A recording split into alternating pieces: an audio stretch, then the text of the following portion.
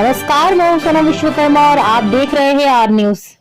Bharatiya Janata party किसान मोर्चा कानपुर महानगर दक्षिण के तत्वाधान में ग्रामीण क्षेत्रों में जमीनी स्तर पर किसानों को होने वाली समस्या से संबंधित जिलाधिकारी जितेंद्र प्रताप को 7 सूत्रीय ज्ञापन सौंपा और निराकार की मांग की। ज्ञापन देने आए भारतीय जनता पार्टी किसान मोर्चा जिला अध्यक्ष हर्ष प्रताप सिंह चौहान ने बताया कि केंद्र और प्रदेश सरकार किसानों के लिए दिन रात काम कर रही है और उनको सुविधा पहुंचाने की योजनाओं को बनाकर सीधे लाभ दे रही है, लेकिन किसानों की योजनाएं लाभ किसानों को लापरवाह जिम्मेदार अधिकारियों की वजह से मिल नहीं पा रही। सरकार की मंशा सरकार की योजनाओं का लाभ समाज के आखिरी व्यक्ति तक पहुंचना चाहिए, जिसके लिए ब्लॉक में छूट वाली बोरिंग बंद है, उसे चालू किया जाए। गेहूं क्रय केंद्र हर न्याय पंचायत में खोला जाए। आवारा जानवरों को व्यवस्थित किया, किसानों उपयोगी यंत्रों की जानकारी गांव-गांव में दी जाए। खाद की व्यवस्था हर फसल के पहले समय पर सीमित में रखा जाए। वहीं जिलाधिकारी जितेंद्र प्रताप ने ज्ञापन लेकर एक समिति बनाकर किसानों को सरकार की योजनाओं को किसानों तक पहुंचा सके। आइए देखते हैं रिपोर्ट। प्रताप सिंह चौहान, मैं जिला अध्यक्ष हूँ भारतीय जनता पार्टी किसान मोर्चा कानपुर दक्षिण का। जी, मैं डीएम साहब को ज्ञापन देने आया था, चूंकि हमारी कानपुर दक्षिण महानगर की टीम जो है गांव-गांव भ्रमण करती है, किसानों की समस्याएं जानने का प्रयास करती है और जो सरकार की योजनाएं हैं उनको किसानों तक कैसे पहुंचाया जाए।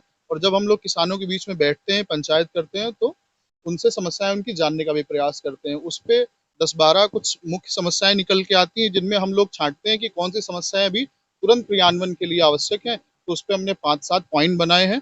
उन 5-7 पॉइंट में सबसे पहला जो पॉइंट है, ये जो गेहूं के क्रय केंद्र हैं, ये प्रत्येक न्याय पंचायत में खोले जाएं। जब क्रय केंद्र न्याय पंचायत में खोले जाएंगे तो उनसे डायरेक्ट किसानों को उससे लाभ मिलेगा। व्यवसायियों से वो क्रय केंद्र में जो व्यवसायी हैं उनका इंटरफेरेंस बंद हो जाए। दूसरा, ये जो बीज हैं, बीज समय पे जैसे ही फसल आती है उसके पहले बीज आउट ऑफ स्टॉक हो जाता है, तो उसकी संपूर्ण व्यवस्था की जाए। दूसरा, ये जो ब्लॉक स्तर पे जो ट्यूबवेल और सबमर्सिबल पे जो छूट वगैरह दी जाती है, उस छूट को तुरंत कुछ ही समय पे चला के बंद ना किया जाए। उसको कृषि अधिकारी ध्यान दें, कृषि संयंत्रों पे जो छूट मिलती है उस पे ध्यान दें। तो इन सारे कुछ पॉइंट हैं, इन पॉइंटों से डीएम साहब को हमने अवगत कराया है और मुझे डीएम साहब की कार्यप्रणाली को लेके इतना विश्वास है, संपूर्ण विश्वास है भारतीय जनता पार्टी किसान मोर्चा के पदाधिकारियों को और जनता को भी विश्वास हो चुका है कि हम जो भी समस्याएं डीएम साहब तक पहुंचाएंगे, उन समस्याओं पर डीएम साहब तुरंत कार्रवाई करके जो भी सक्षम अधिकारी हैं उनको निर्देशित करेंगे और निर्देशित करने के अलावा उन चीजों पे क्रियान्वयन होगा। तो हमारा मुख्य बिंदु है कि अन्नदाता किसान किसी भी तरीके से समस्याओं का सामना ना करे। बैंक में जो ऋण आदि की व्यवस्थाएं हैं उनको सही रूप से मिले, जो समय समय ब्याज में छूट होती है उसका वो लाभ ले सके। कुल मिला के जो हमारे देश की रीढ़ की हड्डी है किसान, वो खुश रहेगा तो हम जनता खुश रहेगी, हम लोग खुश रहेंगे। ये हमारा मेन मोटिव है डीएम साहब को ज्ञापन देने का। जी नहीं, सरकार से कोई चूक नहीं रह गई है। सरकार से चूक नहीं, सरकार का प्रचार तंत्र भी हम लोग भी उसका हिस्सा हैं कि मोर्चे के पदाधिकारी होने के नाते, किसान मोर्चा के पदाधिकारी होने के नाते हम लोग 200% अपना दे रहे हैं कि जनता तक, नीचे किसान तक उनकी जो लाभकारी योजनाएं हैं उनको वहां तक पहुंचाएं।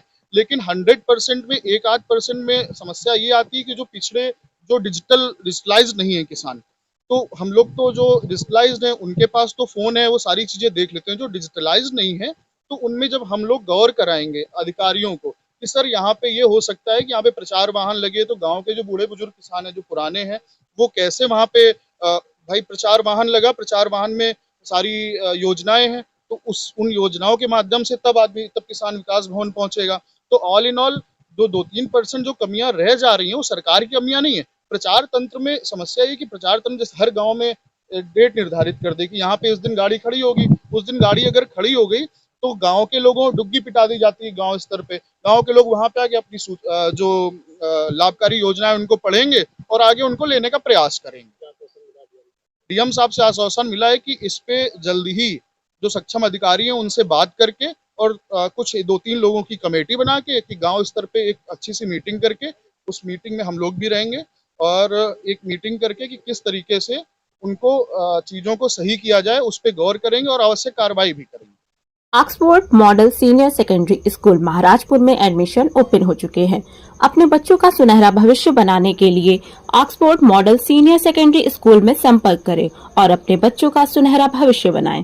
Oxford model senior secondary school Maharajpur में अच्छी सुविधाएं और स्कूल के बच्चों के लिए अनेक प्रकार की एक्टिविटी के साथ अच्छी क्लासेस का इंतजाम किया गया है। Oxford model senior secondary school 2009 से आपके बच्चों का भविष्य बनाने का काम कर रहा है, जहां से कई बच्चे पढ़ लिख कर एक अच्छी जगह पहुंचते हैं। Oxford model senior secondary school के एडमिशन ओपन हो चुके हैं, जो कि महाराजपुर में स्थित है। आज ही जाकर संपर्क करें और अपने बच्चों का सुनहरा भविष्य बनाएं।